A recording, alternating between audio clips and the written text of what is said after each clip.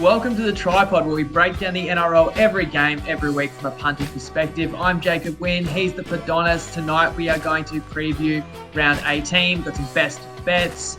We do want to have a quick rapid reaction to Origin 3. The decider was last night. I was lucky enough to be in attendance for a memorable Queensland victory. We'll get to that in a second. Last round, just one best bet and it lost, as well as a mixed matchup. It's dropped us to 25 and 29, which is 46% on our best bets this season. And if you'd been having 100 on every best bet and mixed matchup, you are $500 in the hole. Now, that's about 15% of the total profit made in 2021 for some reference. But nonetheless, losing season at this point in time really hurts. It does feel to me like the final trimester of this season for Donis, and still a chance for some joy and some success to come. We just never promise it, but we do promise that we have done our best, and we agree on the following four best bets. Let's roll straight into them. As I said, Origin reaction after that. Very first game of the round. I know you guys might not want us playing against the Cowboys, but we will have to. We're taking the Sharks. We're going to go plus half a point in the first half at $1.88 Ladbrokes and Neds. You can actually get plus 1.5 if you sacrifice 5 cents on Unibet. Look, the Cowboys are off the bye. The Sharkies did play last round, but they played on a Thursday, and they didn't get pushed as hard as you might have expected against Melbourne. You just really like what Cronulla are doing and what they're about right now. They're close to full strength. You got Hines and Rudolph coming in, pending Talakai backing up for Origin, and that's the key about backing up from Origin. Several Origin stars for the Cowboys won't be, and others we don't know yet. So we feel this could be a WTF game. Wrong team favoured. We're happy to play the Cronulla Sharks as an underdog in a first half market where these are two good defensive teams. There may not even be a lot of first half points, put on us. Yeah, I agree with that sentiment as well as yourself. I definitely feel that the Cowboys Origin contingent more likely to rest than play, and that will see the Sharks as a -1.5, -2 favourite come tomorrow night. So definitely feel that they're going to win more than 50% of the time. So getting him as an underdog now is a great way to play it. I knew you'd agree because you hate the Cowboys. But then we're going to go Roosters, -1.5 tries is our best bet. They play the Dragons at Gosford. $1.88. You can copy that off me at Jacob Wynn on Dabble. It's also $1.85 on Toppy. But honest, why do we like the Roosters?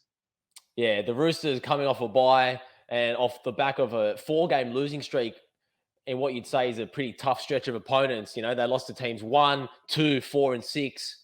And now the Dragons are a massive step down in class to what they faced. This is a chance for them to actually catch the Dragons and beat them on the ladder, with the Roosters sitting in 10th and the Dragons in 9th. I do feel that both Tedesco and Hunt are more likely to get rested in this game, and I think that favours the Roosters because I feel that they're more placed to cover the loss than what the Dragons are, because you saw how limited they were in the halves last week when Hunt was missing, particularly their fifth tackle play. I do like the angle as well of our try handicap, because we know Lomax is a superior goal kicker to what Kiri can provide. So definitely feel that the Roosters are the side. That's the best way for us to attack this game. As well as Sims being suspended, which is a big loss to the Dragons pack. And I think if anyone's going to get rested, it's Ben Hunt. I think there's more a chance that Tedesco plays and Hunt doesn't, and then this becomes an even greater line. But the Roosters have got just enough to probably cover Teddy as well, and they can't afford to be resting players, as you say. Like, they can't lose 5 on the trot. They've got to get back on the horse here and make a push. And this is an opponent they should be able to handle and get revenge for Anzac Day, where they did get their pants pulled down. And finally, double best bet, we're taking the Titans against the Broncos, against your Broncos. So plus 4.5 in the first half, $1.86 on Sportsbet. And then we're going to play on plus 5.5 in the second half at $1.89 on Sportsbet. Those players are kind of linked because the Titans are, really bang up for the game. They're both going to be better bets. If the market drops down, they're both going to be better lines. Can't see a scenario where the line gets above 12 and either of these numbers get to 6. So I'm not worried about missing out on line value. I just want the Gold Coast Titans to turn up. But surely it's their grand final, Padonis. Yeah, well, what else do they have to play for, sitting near last on the ladder? And these sides did meet 6 weeks ago when the Titans had their season on the line pretty much and lost in that encounter when they were up by 16 points, if you remember. So definitely feel that having 2 weeks to prepare for this derby this time around, that this will be a grand final for them. And I do see them putting in and having a high-intensity performance for the full 80 minutes, which blends into our 2 best bets of having them to be strong in each half. They don't have to win each half. They can even lose them both by 4. And that's the way that we're playing this game. And it doesn't necessarily mean that they'll both win, but I do feel that this is the biggest discrepancy of the round in terms of line value, because I had this line closer to 4.5 with the depleted Broncos outfit. So definitely feel that this is also a game that the Titans can maybe cause an upset in. And you said they led by 16 against Brisbane, but my mind is saying they were up 20 at one point in that game. They should never have lost that one. Regardless, we think it's got to be a big effort. Now, Tino should back up for that reason, but you mentioned Brisbane's got several players who either won't play or would be questionable at this point in time, and that's why we think the Titans are a strong play this week. And on the note of Origin, I throw to you first, Padonis, to give us your thoughts, because you are a battered blue today. Yeah, it was pretty disappointing, wasn't it? And I was hoping to come on here and the less said about Origin, the better. But here we are, facing the music as always. Look, I just feel that heading into the game, everyone knows how much of a favourite the Blues were. And they definitely had no right to lose that game the way they did, I felt. And clearly they haven't learned from the mistakes of past years. And it almost feels like the same as 2020 sitting here. And I wasn't doing the pod with you back then, but it's almost a replica performance. And they just really felt that pressure in the second half and made some pretty uncharacteristic mistakes. And you could say some like diabolical errors really coming out of their own end. I think back to the Jerome Luai one. Don't know what Stephen Crichton was doing when he broke a tackle, and all he had to do was get a quick play the ball after defending their line, and he throws it in the in-goal for a drop out. Think back to the Talakai mistake as well. So I think all those errors compounded on the Blues, and they had to defend their line pretty resiliently, you'd say, in that second half. But I think the toll of the defence ended up showing in that game, and Queensland taking nothing away from them because I think they played to their level. And it's disappointing to sit here and say that we lost a series, but then the Blues feel like they lost it more than what Queensland deserved to win it yesterday, because I think Queensland played to the best that they could have. And it's unfortunate that we lose another series. And everyone this morning has been looking at the low-hanging fruit and attacking Nathan Cleary. But when the side completes 8 from 17 in the second half, then I think collectively they all let themselves down. It wasn't necessarily on one player. So I don't think it's the Penrith contingent that was the issue, because a lot of people have been saying that today. But credit to Queensland, and looking forward to next year to be back better than ever, because it is a fantastic event and spectacle. And you'd say that last night's game as a contest was one of the best that you've seen in a long time. And I don't know how it was like being there, Jacob, but the crowd sounded great coming through on TV. And yeah, it was just a pleasure to be there for you guys, especially as Queenslanders. Oh, the atmosphere was incredible. It was amazing to be there. It was one of the greatest atmospheres I've ever experienced, and I've been to a bunch of amazing sporting events, and I didn't even know I was going. I've got to give a shout out to the show sponsor, Dabble. I'll tell you guys a story. A few weeks ago, I was chatting to some of the guys at Dabble, and they said, Jacob, we've got this event coming up, Origin 3 in Brisbane. We've got a bit of a VIP event and then some great seats for the game, and we're going to put a couple of tickets aside for you. And I'm thinking, oh, that sounds unreal. And they said, yeah, so you can choose however to give them away. You know, you run whatever promotion. And I went, oh, give them away. Oh, okay. But honestly, I was very happy, like thrilled for the opportunity to give them to a follower, even though like I would love to go myself. As it turned out, we had Thomas in our group. He picked New South Wales to win by 30 in game 2. He won those tickets, came along from Sydney. We had other people in our group. Ben Williamson, who's been sharing a lot of tips, happened to win separately on Dabble. Zach, another follower, shout out to him, also won through Dabble. And Lockie, who has also contributed content in our group, won some tickets too by guessing whether some legends keep sauce in the fridge or the cupboard. So there were a bunch of pod people there. And then I got the call up because someone couldn't make it. And I got given a couple of tickets in the afternoon. I live 90 minutes out of Brisbane, but I hot-footed it down there because I didn't want to miss this. And I brought our old TryPod friend, Alexi, along as well.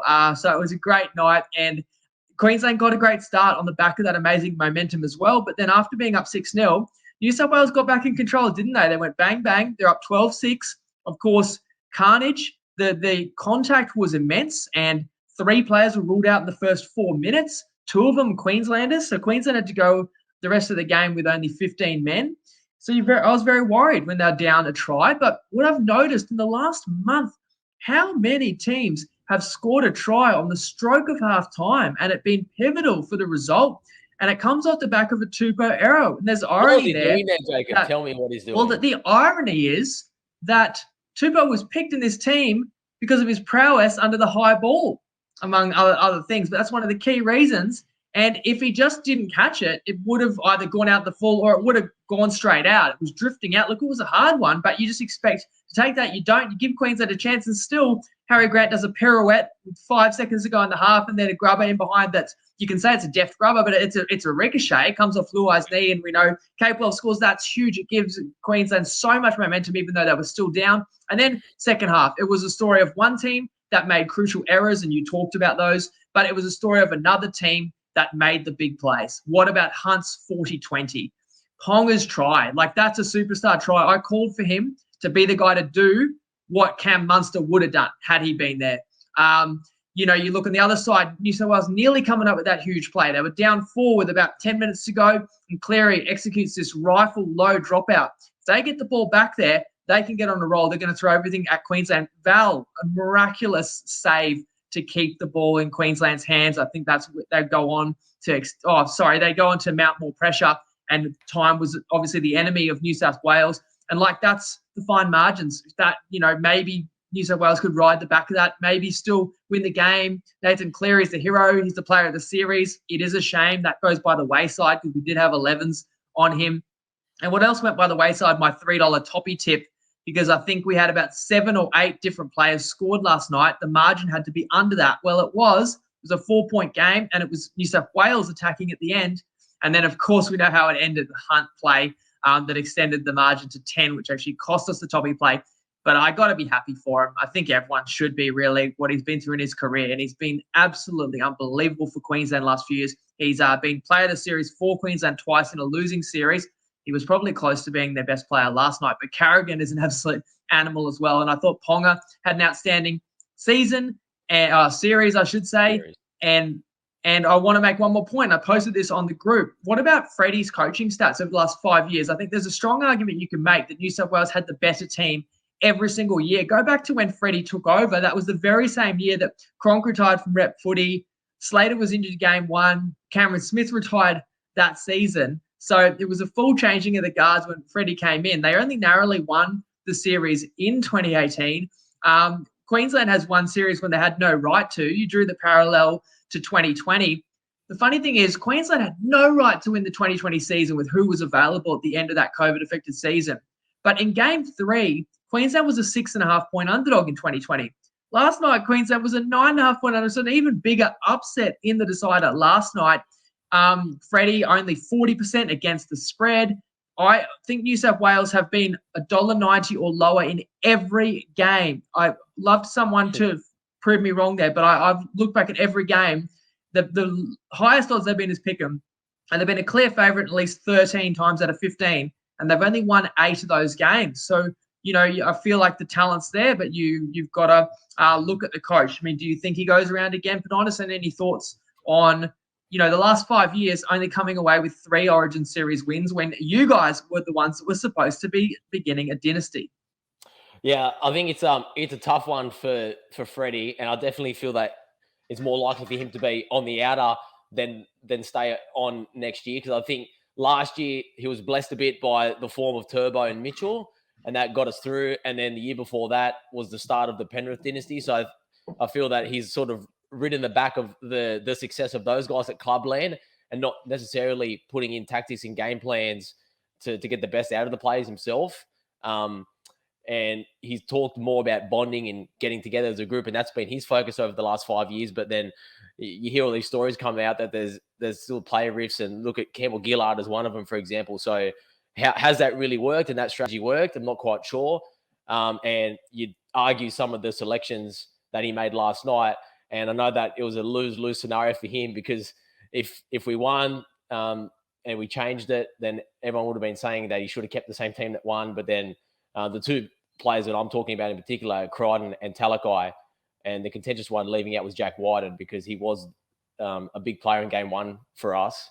And had he been there, would it have been a bit different? Because I think back to the 10-minute spell that Talakai had when he came on, and he played the ball sideways. He lost it on his own 8-metre line, and he missed that tackle that Ponga scored the match-winning try in the end. So would it have been a bit different with Whiten? Who knows? But I don't think Freddie is in a position to negotiate well in his favour. Let's put it that way. Yeah, but I almost think regardless of selections, that's one piece of the puzzle. But the players they're putting out there are still the ones that are favoured according to the marketplace, which if the Yeah, marketplace is wrong, people bet it. And the team is still underperforming based on who's out there each game. So is it game plan? Is it not getting the best out of these players? And they have had some superstars that they have been able to ride. And we've seen the difference in these sides because there have been some blowouts. All the blowouts have been in New South Wales' favour. But how many of the tight finishes has Queensland won? Is that just small sample size? I do think there's more to it. And some of the guys there's you're more talking about to that it. made mistakes, like they're inexperienced at Origin level, but Queensland had a few players in this series that didn't have a lot of Origin matches under their belt either. And those guys stepped up, and Queenslanders can be incredibly proud for that effort. And we'll probably still touch on a little bit more Origin because we'll hear the betting wrap up now from Tristan, as well as I look forward to round 18. Hey, TryPod family, Tristan Merlihan here from Top Sport. Just got over a very exciting Origin game. It was one of the best I've seen being a Queenslander. The result was obviously very enjoyable. The punters were actually came for Queensland late quite significantly. Had one punter had 30,000 on them at $3.50. We laid the plus really heavily, and that caused us to skew the line late, which is when obviously the bulk of the action occurs, into 186 and $2 about the minus. And then we did get a bit of action back New South Wales way in the last sort of 10, 15, 20 minutes. So it was a good book. There was good money both ways, and overall the actual match itself was a slight loser, but then we got that back with the tri-score markets, with obviously not many of the high profile wingers scoring, so that sort of allowed us to get our nose in front. But it was a really well bet affair. There were a lot of punters taking different views, and well done to everyone that found the winner in whatever shape or form you bet. So we've got a really tricky week coming up now with the pricing of the NRL games, because you're trying to work out which players are going to start, which ones may have the week off after Origin, and then obviously just the normal uncertainty that we've had in this season, where I feel the COVID cases are probably going to spike over the next bit. So it's made these markets quite difficult to price. The first game between the Cowboys and Sharks has seen quite a move towards Cronulla, I think maybe on the back of the rumours getting out about Tommy Dearden's celebration, so it probably would appear unlikely he's going to play. The Roosters have been very, very well backed, $1.36 now and 8.5. That moved even before the match. I think it was probably always one of those ones where, the Roosters, you always assume, have got a lot of players in that Origin team, but not quite as much this year as in recent times. So they've been well backed. And then just looking at the other game that's been a bit tricky is the Storm Raiders at the end of the round, and also the Bulldogs Rabbits. So just keep an eye out on team lists, monitor the news, and obviously just be mindful of that before you have any bets. All right, good luck over the weekend. Thanks, Tristan. One observation I've got, a lot of these games are lined right around 8.5. So we're laying 1.5 tries with the Roosters. A lot of teams this weekend are favoured by right around 1.5 tries. So they look like they should be the goods to win, but it wouldn't take too much. There's still single-digit underdogs, so it wouldn't take too much for an upset. We've got to try and figure out which games the favourites will go well and which games there could be an upset, but a tiny bit more on Origin, because we've got to give a word to a bloke who's fired up and has played in the arena itself. And that's the axe, of course, brought to us from Dabble, who will say what he reckoned about the decider and then also give us a mini preview of the round. G'day all the dabblers. Good to catch up with you at the Brewski Bar the other day. How good? Origin, Queensland. We win again. Written off. How good? Fantastic. But round 18, we'll have to see who backs up. So be a bit careful who does back up for after Origin this weekend. So we'll see what happens. Cowboys versus the Sharks. This potentially, if the Origin players back up, could be the game of the round. So I'm going to go for the Cowboys at home, but just check and see who backs up. Eels versus the Warriors. Parramatta have been erratic. I think they can back it up. So I'll go the Eels there. Roosters versus the Dragons. This will be a great game as well. But I think the Roosters are starting to get a few players back as well. So I'll go the Roosters. Seagulls versus the Knights. Manly should have too much firepower for the Knights. Titans versus the Broncos. The Broncos, you'd think, will just win this, no drama. But the Titans will live for this game. Don't worry about that. There shouldn't be much in this game, but the Broncos should win. Tigers versus the Panthers. The Tigers will give the Panthers a bit of a run for their money too, for a fair bit of this game. But the Panthers should run over them at the end of the game. Storm versus the Raiders. They've lost a bit of their aura, the Storm, lost their last two, but I can't see them losing 3 in a row. I think they'll beat the Raiders. The Dogs versus the Rabbitohs. Latrell Mitchell, he's made a huge difference to this team, so South should win. So good luck, round 18, and have good Queensland.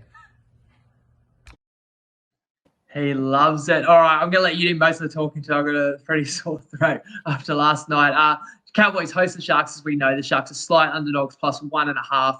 No Nanai, McLean, Taulagi, Holmes, Dearden, Gilbert are the questionable ones. Nakora will be out for the Sharks, but Hines, Rudolph are back, and Talakai, I guess, as well. And further reasons why you reckon Sharkies are going to win this game.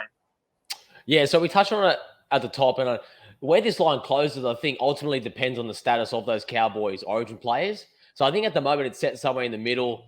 And if Gilbert, Nanai, Dearden, and Holmes are all rested, then I definitely see the Sharks as a -2 favourite come kick-off tomorrow night.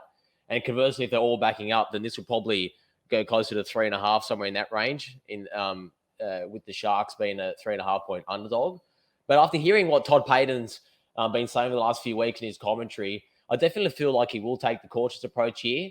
And given that the Cows have banked a pretty healthy win total at this stage of the season, then their ladder position does allow them that flexibility to exactly do that and execute that, because they are probably looking towards finals as well now, given that they're entrenched in that top 3.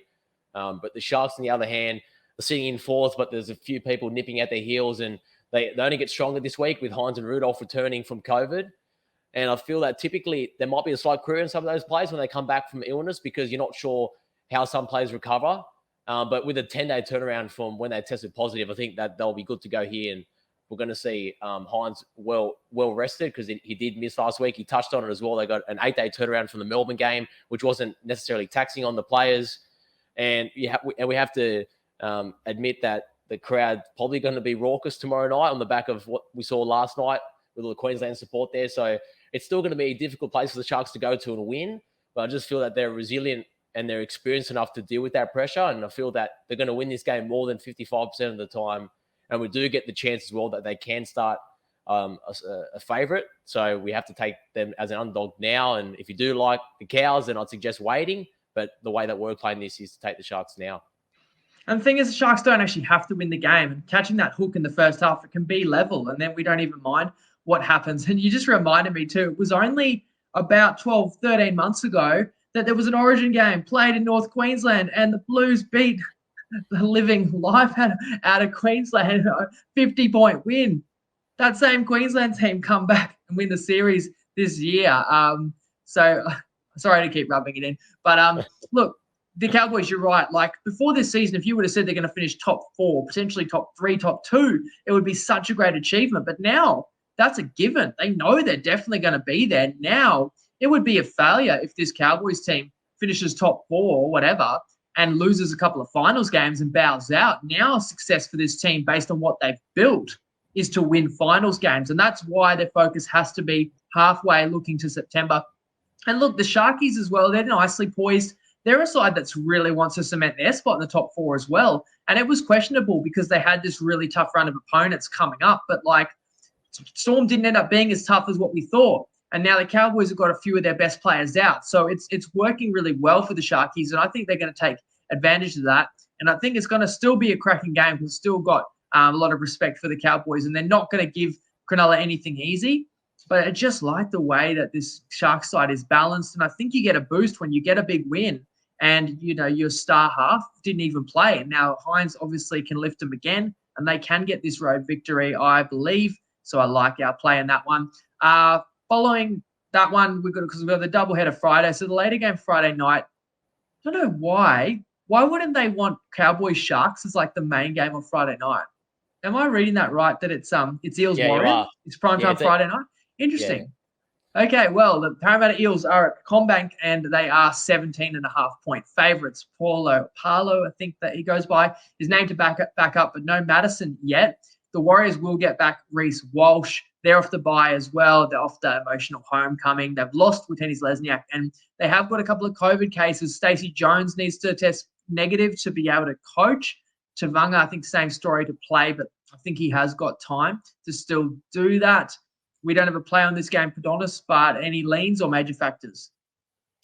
Yeah, so talking about teams getting a boost, and that's exactly what the Eels got last week, finding themselves in a 12-0 hole early against the Tigers and coming back to win pretty convincingly at Leichhardt Oval with, you'd say, quite a bit of pressure and momentum against them in that game. And they found a way to stop the flow of that game and come back over the top strong. So that will give them some confidence, because they have struggled against the lesser teams this year. So I definitely feel like they are going to be in tune, and they do want to put in back-to-back performances, because it's been few and far between for them this year, you would say, because they've seemed to perform better against the heavyweight sides. And maybe Campbell Gillard plays with a bit of chip on his shoulder as well after seeing what happened yesterday. So I definitely see a clear edge for the Eels in the spine and the outside backs. And my one query with the Warriors, you touched on that they've been home for 2 weeks and they've had the bye since their homecoming breakout performance there. And I just wonder, has Stacey Jones maybe given them extra time to spend time with their family and friends, and how dialed in will their preparation be for this game, making their first trip across the ditch back to Sydney for this one? That would be my one query over them. But I look at the Warriors and I do see that it's probably one of their strongest forward packs that they've named in some time. So do I want to be laying 3 converted tries with the Eels? Not at this stage, although that's the only way I could lean. And the COVID outs would make it hard to even look at the Warriors at this point, because if Stacey Jones does test positive and a few other players follow him, I'm not sure what the protocols are like at the moment coming from international, whether that's more onerous than what it is traveling interstate here. Probably need to seek some clarification on that. I'm not too sure, but if there are a few players out and this line probably creeps to -20, then it's not much of a difference from 17.5. So if you do like the Eels, you probably could wait, because if you know who's playing for the Warriors, and I don't think it changes how the Eels come into this one. But back at Bank West, I think the Eels are definitely going to be too strong, but I just can't lay the points at this stage. Yeah, for me, it's the uncertainty. Like, are the Warriors going to fall flat again because they got the emotional high, but that was at home, but now they've got to travel back over to Sydney and play a really strong side that they don't have a great chance against? Or did getting home and seeing the passion of their fans and seeing how excited everybody was, does that reinvigorate them? And does it just add more focus and energy and confidence and positivity at training? And now is this a new Warrior side that's coming back over? Because there is enough talent there. And I don't know, because if they don't apply themselves properly here, they won't cover they won't be within 3 converted tries at Parramatta. And it's a big game for Parramatta to try and build momentum on the back of winning last week after getting a little scare. But if the Warriors actually take it to the Eels, you'd be happy to probably have the points, because it's a lot of points. And the Warriors are not completely talent deficient. So just a hard one to get a gauge on. That's why we haven't weighed in on it.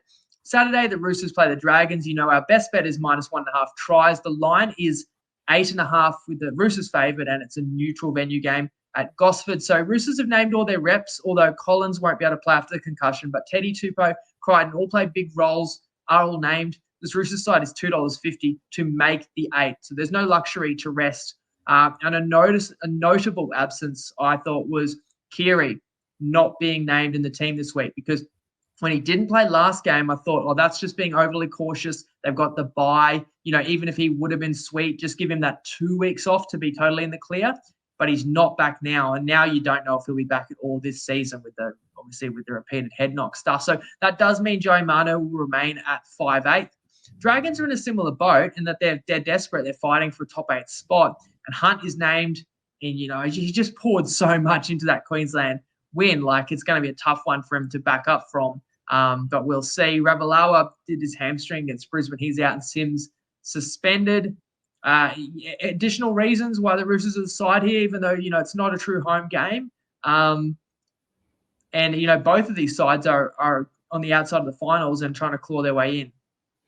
Yeah, so you'd say that there's plenty to play for both teams. And when you look at the two teams on paper, as you touched on, Collins will be out because that was a pretty brutal head knock that he experienced yesterday, and potentially Crichton as well. And if he's ruled out as well, then I think both those losses are offset by Hargraves returning, and more than likely Matt Lodge is going to be playing his first game for the Roosters. He's named on the extended bench, and he might get into the 17 if he can prove his fitness in the captain's run. So that'll be a big edge for their forward pack. And the way that I looked at this game and whether or not I wanted to lean the Roosters was, worst case scenario for us, if Tedesco is ruled out and Ben Hunt plays, then who would I lean? And I'd still lean the Roosters in that scenario. So that's why I feel that it's a strong play, because I definitely feel that if Tedesco misses, they could play Manu at the back and he provides some strike for them. And the forward pack should be able to dominate the Dragons pack with Sims missing as well. We saw their struggles last week, and the Roosters are coming into this fresher. And you talk about both this being a contest for both teams to play well in, but I think it's near must-win territory for the Roosters, given that they're a game behind the Dragons. And Team 8 is also sitting on 20 points, and the Roosters are on 16. So if they fall 2 wins behind, then that $2.50 to make the 8 is going to hit something like $3.54. So they definitely can't afford to lose this game, and it's almost must-win territory for them. So at this point, I think we know what the Dragons are and what they can provide week in, week out. They're going to play hard and tough. So if the Roosters can match that intensity and not beat themselves, then I think they're going to have the firepower to run all over the Dragons late, similar to what the Broncos did. And that Broncos team was well under strength, and Dragons couldn't go with them, whereas the Roosters have played the cream of the competition just about. So you can excuse some of their losses, and now they've got some more winnable games, the Roosters, but they've got to put the performances in and string some wins together. And I still believe in the Roosters as that frisky bottom half of the 8 side that nobody's going to want to play if they build momentum, but we've just got to see if they can get players out on the park. Obviously, no Kiri this week, but we'll see like what Sam Walker, who got a little taste of Origin camp, what he produces as well. I feel like he could have a big game. And even though it's an emotional high, I just find it hard to believe that there's going to be much energy. And Ben Hunt, he put his body through the ringer in that performance. And then, the celebrations as well, where none of the Roosters players are coming off the back of celebration. You don't have to worry about that. Next is Manly hosting the Knights, and the Knights are 8.5-point underdogs. Manly gets to name the same 17 that beat Melbourne. Then they got a bye. Of course, you've got to see if Cherry Evans is going to back up. And for the Knights, they've named their Origin players. Trbojevic is also in the same boat for Manly. So for the Knights, Ponga, Jacobs Ifedi, and Gagai are all named to back up. Brayley is going to get a start after making his season debut off the bench last week. But the Knights will be without Bradman Best, who couldn't ground simple ball that would have won us our best bet last week. And also Croker dropped, who threw an awful pass that gifted 6 points to Walker. That probably cost our best bet last week. So maybe O'Brien looking after us there. Not that it does us any good now. I just wish he prepared his team to play well as they should be able to. Do you think they're going to play well this weekend, Padonis? Well, we were on them last week, as you touched on, and they let us down. But the week before, they have a 30-point win. So the Knights are one of those teams that seem to put in every time we fade them. But nonetheless, I feel that this is a game that the Knights could look towards maybe winning. But I don't see them being able to play Ponga in this game, especially with his history of pulling out late and his injury history. I'll find it very hard for him to play. And likewise, on the other end, I think that the news came through today that Evans wants to play and he's caught Hasler already. And the late mail is that he is going to back up, which is huge for them coming off what was a massive win against the Storm. And I just find when you have two teams that are coming into the game with such contrasting performances the week before, and that's the last thing that people remember, then how much value are you really getting betting on the square side? And you'd say the square side in this game is Manly, because as you saw, they were up 36-6 against Melbourne 2 weeks ago, and the Knights were pretty poor against South in that one last week. But I think that we touched on it last week that one of the reasons we liked the Knights was that they had their forward packs improved and played a lot better in the last month or so. So I definitely see them getting into a grind with Manly. In that scenario, it probably tighten the contest and lower the scoring. So I feel that the line's pretty fair because I don't think there's much value late in the 8.5. Although that's the only way that I could look, especially knowing now that Cherry Evans might back up. Although, as you touched on, given that it was such an emotional high, how well suited will he be to play? But a few question marks for me in this one, and it's something that we don't have any confidence in to lay best bet.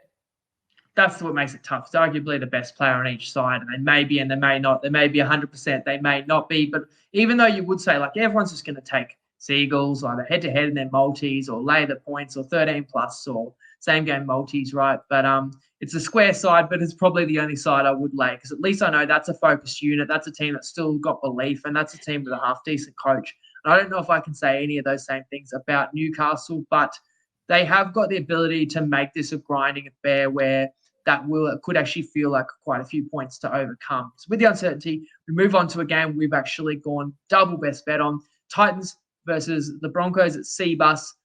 Line is 7.5 to 8.5, depending on where you look. So you've got to lay the lower number if you like the favourite and take the high number with the dog. And the 8.5 point line has allowed us to get 4.5 and 5.5 as two separate first and second half bets. And as I say, they're kind of related, but they're also not, because if the Titans win the first half or win the first half bet, like it means the second half line we're getting won't be a great line overall, but it also means the Titans are going to have confidence and they're playing well. If the Titans are not within 4 in the first half, then at least that second half line is effectively like getting a bigger line for the game. So they're two separate events. So we don't feel like we're putting all our eggs in one basket. We do just feel like we're loading up on a side that should be set up to succeed here. They've got some fresh faces too. Now, you think Tino plays because of the importance of the game to the Gold Coast side, who are at home. Sammy and Thompson are back. Tanner Boyd's going to start at 6. Aaron Booth is going to make his club debut at 9. While the Broncos, it's all about who's not there. Cobbo, Capewell, Haas, Oates is in the reserves. Maybe he does play. Carrigan was man of the series and immense for Queensland. He's also in the reserves. Flegler will be back for the Titans. You got any additional reasons why the Titans could spring the upset here, and certainly why they could give Brisbane a better game than people expect? Yeah, so with the Broncos in particular, we're not necessarily saying that there's a knock on them, because we do respect how far they've come this year as a side, and they were fantastic last week. But I think there's something to be said that some of the same fears that we felt that they had last week and the limitations they had with all the player outs that looked like they overcame against the Dragons, just because you win from one week to another doesn't mean those same issues aren't there. And I do feel that replacing that caliber of talent on a week in, week out basis, it is hard. And they won't be able to replicate that same level of performance, I don't feel, especially when the Titans are going to come into this with an intensity level to match theirs, knowing that this is probably their grand final, because as each week's passed along and we've downgraded them more and more as a side, because their motivation drops off. But I think this is a game where their motivation is going to be high. And I think we'll touch on quickly the game where they met 6 weeks ago, which was round 12 at Suncorp. And at that point in time, we pretty much knew who each team was in the season. It wasn't too early on. And the Broncos closed a 7.5 point favourite on that day. And they did come back from a big deficit, as you said. And we have to note that from the team that played that day, Reynolds wasn't there. So there's a big upgrade for him. But then, as you touched on, you lose Martin, you lose Selwyn Cobbo. Harvey Farnworth played that day. He's not there anymore. Corey Oates, he may play, he may not, but I don't think a winger changes the spread that much.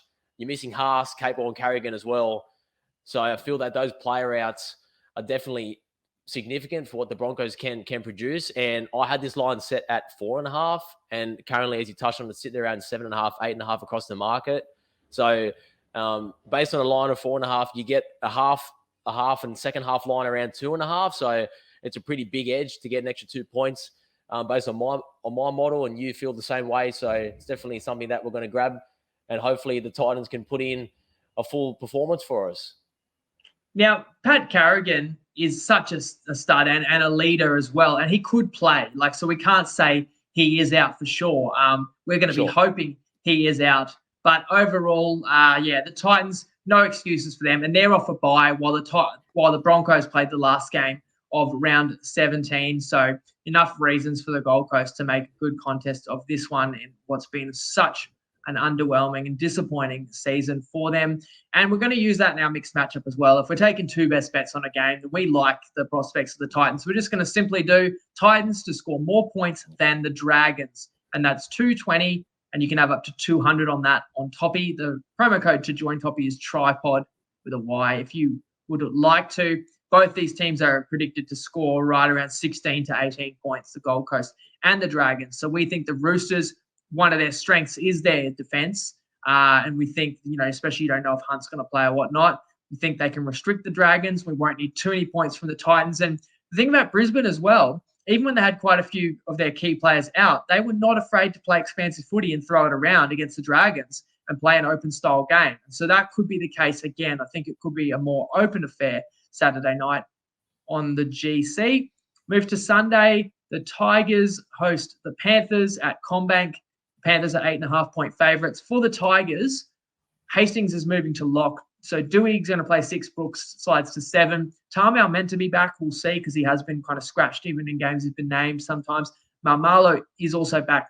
Little and Yuto Kamanu are out for the Tigers. And for Penrith, they had 7 players play Origin. None are in their 21. So we know they won't take any part. So it's a pretty different looking Penrith side, but you got to still respect them, and they should still be favourites. And they beat the Dogs by, it was about 10 when they had all the Origin stars out as well. I recall a few weeks ago, you still got the likes of your Edwards, May, Targo, Falls, O'Sullivan, Kenny, Lenu, Kikau, Luke, the Fish, Leota. But I'll throw to you first and ask what you would make this line if Penrith was at full strength, and therefore how much has it been adjusted for those 7 guys out?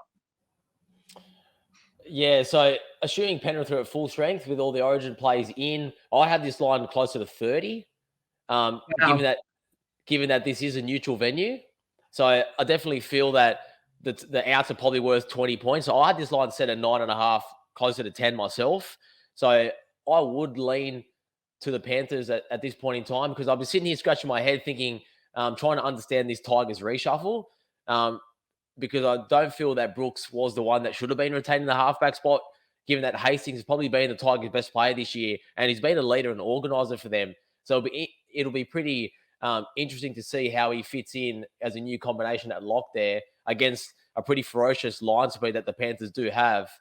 And I know that Dewey's going to be playing his 3rd game back this year in 5'8". So again, I know he's played with Brooks before, but it's going to be a different proposition this week. And I think last week the Tigers probably played as good as that they probably could have hoped for. And the crowd was behind them, and they were up for it, had plenty of energy about them. And you could just see how limited the side was. And it still showed on the scorecard late, even though they did put in. And you look at the scoreboard and you think that they played poorly. But if you actually watch the game, they actually put in a big effort against the Eels. And they did the same thing against the Warriors as well the week before, away from home, when they defended pretty stoutly against a lot of pressure against them. So I don't think that they're going to have that same resilience this time around, and it's going to be difficult for them to repeat that same effort. And I looked at this game 12 months ago when the Tigers upset the Panthers at Leichhardt Oval in pretty much the same fixture with all the Origin players rested to end Penrith's undefeated streak at that point in the season. So I can definitely see it as a bit of a revenge game for the Panthers, them looking at this to try to get one back over the Tigers, knowing that the Origin players are out, and it's almost the same side that's going to be focused to try to get one back over them. So as I touched on, I had this line a bit higher. And I know that you didn't quite get there with me and agree with the Panthers, but I'm happy to give out a play to everyone at the moment now, which is a bonus bet on Dabble. So I don't mind taking the Panthers a -2.5-point favourite in the first half, which is sitting at around $1.78. Because I know that if that line's at 8.5, then you're going to probably see a 4.5 line in the first half. So that's a good one to grab, because then you can take goal kicking out of the equation if you think that they can lead by a try or more like I do at halftime. And you can even back that one for Donis and say it's not a best bet, but it's a play you like, and then people watching this can copy it. That's the beauty of Dabble. And look, you reckon this line would be 30. That seems a bit steep to me. I don't feel like the Tigers are a complete basket case, I suppose. The Panthers were about -27.5, sort of against the Warriors. So maybe, and then, it is a huge downgrade. I think back to last year, though, the line was about 6.5. And of course, not only did the Tigers cover, they won the game by like 20. And even last year, I think Coruscant wasn't in Origin, for example, so he was still playing for Penrith. So revenge factor, but didn't we also see how this played out? That when you take all those guys out of the Panthers side, it's not the same side. So that's my hesitation. I really think that if you're West, you can't let an opportunity like this slip. What a reprieve that you're playing the best side, one of the best sides of the decade or of the century, but they're missing all their best players. So you actually aren't mincemeat and you actually can compete. I heard an interesting take on Hastings. I think he has been just about Tigers' best player. And then I saw a stat that he has like just about the most touches of any player in the comp. And I thought, geez, that's the testament to his work rate and how involved he gets. And then I heard Cooper Cronk saying, if your halfback has too many touches, your team ends up going too sideways and you're not getting the ball just straight from the dummy half to your forwards and bringing them onto the ball and generating momentum. So you wonder if moving Hastings to lock and asking him to run the ball a bit more if that straightens up the Tigers and gets them playing more direct. And you talk about the Panthers and one of their traits being their incredible, line speed. But when you've got mass changes, you don't know necessarily. It's easier to have line speed when the opponent is gassed and when you've steamrolled them. But this side, as much as I still name some good players for Penrith, they're not blow you away talented anymore. That's what happens. You take 7 of Origin caliber players out of them, and they're still a good team, but they're not unbeatable. That's for sure. So that's why I wouldn't go with you. Although, they're 8.5-point favourites and you're laying 2.5. So there's superb line value there in that play you gave out. But I actually just had a lean to the Tigers myself. Next game is Storm Raiders at Amy Park. Another one where there's a key number you can get either side of. Plus 12.5 if you like the Raiders. Minus 11.5 if you like the Storm. Shop around. Munster will be back. He's got to be bouncing off the walls. But I suppose he's got to overall be happy that the Queensland did him proud, got it done. And obviously, although he couldn't play Origin 3 because of COVID, he'll be clear by Sunday. And Grant should be playing. He's named, but he did get a cork, so they've got to monitor that. They say it could be about a week injury, but it could be half a week. So we'll see whether Grant lines up. They kind of need him because Brandon Smith got the 3-week suspension for his dissent to the refs. There is another boost, though. Kaufusi returns from the personal matters to the side. Another thing that kept him out of Origin, but fortunately for Storm, he will line up for Melbourne, and they're at home. Papali, who had a bigger effort after only playing like 20-minute bursts the first couple of Origins. Then Queensland leaned on him a bit more. He delivered. He is named to back up for the Raiders. I'll give you the first word on this game, but I will also say this is our jersey giveaway game. Gave away $100 cash last night for Origin. As I said, people have won like tickets to Origin. Heaps of people have won jerseys this year. So it's so good. So if you want to be someone that wins a jersey, comment who you think will score the last try of Storm Raiders, and the minute is the tiebreaker. And I should also say, just while I think of it, you get a second chance to win as well. So you get to double up your entries by commenting on the winning mood preview. I do a Supercoach preview show with Tim Moody, who won it last year and is on absolute fire. Had some crazy high score last week when only half the teams were playing. He's like top 40 out of 100 something thousand people. Again, I don't know if people understand how elite that is to be the top 1 out of over 100,000 and then be back in the top 40 over 100,000. And we get that access to pick his brain before the round. So I encourage you to tune in. But Tim is on another show tonight because we're a day later. So it's 8:15 if you want to tune in live, not our usual time slot, 7:30. Back to Storm Raiders. Adonis, how do you see it? Yeah, so the Storm, as everyone's probably read and watched, they've been convincingly beaten the last 2 weeks, and rightly they've been questioned, and a lot of their roster construction has been questioned as well. But I definitely feel that people have been happy to write them off as contenders, but we're going to see a different version of Melbourne with their leader in Munster back. As you touched on, Kaufusi's back as well for this one.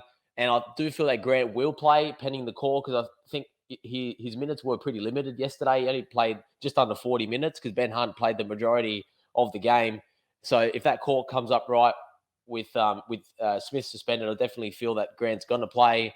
And I don't think Melbourne want to lose 3 in a row, so they definitely are going to play all their stars if they're fit and able to do so. But I just feel that the Storm are probably a little light still in the outside backs, and that's probably their one downside if you had to look at their side at the moment. And so I am wary laying the minus 11.5 or 12.5, depending on where you can shop it. That's the only way that I would lean, because Canberra, you talk about Munster bouncing off the walls, but I think Whiten's going to be doing the same thing as well, given that he hasn't played for 3 weeks because he missed the Knights game as well before the bye with that COVID out as well. And Melbourne are tough to beat at Amy Park, and they're going to be a different proposition there. But we've seen Canberra go down there and put in some pretty solid efforts in the recent years, so they are going to have some confidence. So there's enough hesitation to pass the game. But I definitely feel that the Storm would be the side, given that although they did play, given that they had a Thursday game to today on Sunday, it's a 10-day turnaround, so they do get a mini bye themselves to refresh themselves and reset for the upcoming 8 weeks into finals. And those Raiders sides that went down to Melbourne and got results in past years were stronger than what they are this year. Now, you can argue this Melbourne side in 2022 is not what they once were, but I definitely would lay the points with Melbourne if I had to pick a side. I do feel like it's a spot coming home and getting some key players back and getting, kind of like a fresh Munster and an amped up chomping at the bit Munster. That could be all the difference right there. The thing for me is like this line a couple of days ago was 9.5. Now it's 11.5, 12.5, and Harry Grant might not play. So I don't feel like it's great line value because the Raiders are not easy beats. Therefore, we are leaving it alone. Although I think like Melbourne be a good side, you could put head-to-head in your multis because I'd be pretty shocked if they were to lose 3 in a row. Last game, we've got a late game Sunday. So that will also remind me, I think we'll do the recap, after the late game. So it could be a slightly later recap. Unless there's like a half-hour window, maybe we jump in before that one. I guess just stay tuned. We'll do a recap whenever we think is best for the people following. But Dogs will play the Rabbitohs to cap off round 18 and another game where the line is 8.5. For the Dogs, Shop is out with COVID. Burton is named. He didn't get suspended for that melee last night. How good was that, bringing back the biff? Not that it was Burton's choice. I think it's just self-defense on his behalf. Tavita Pangai Jr., and that's a bloke I wouldn't want to get in a punch on with. He's back for the Dogs. While for the Rabbitohs, they will get Alex Johnston back and Nichols, but of course, Cam Murray lost extremely early, which was dealt a real big blow to New South Wales. And now a blow to the Rabbitohs because he will not be available. Which way do you lean in this one? Yeah, Souths are on a bit of a roll at the moment with Latrell coming back and spearheading the last 2 wins. They do get some reinforcements back, as he touched on, with Johnston and Nichols. And you'd say Damien Cook as well, given how limited he did play. I think he got 27 minutes at the back end of that origin. So he's going to play in this one. And Jai Arrow, I'm happy to probably say that he's going to be out, given his post-match interview yesterday. It looked like he had 20,000 bruises all over him. So with him and Murray out, I definitely would lean the Bulldogs because I think that they're coming into this game near full strength on paper and off a bye. And I feel that the line's probably a touch high. I'd probably set it around 5.5.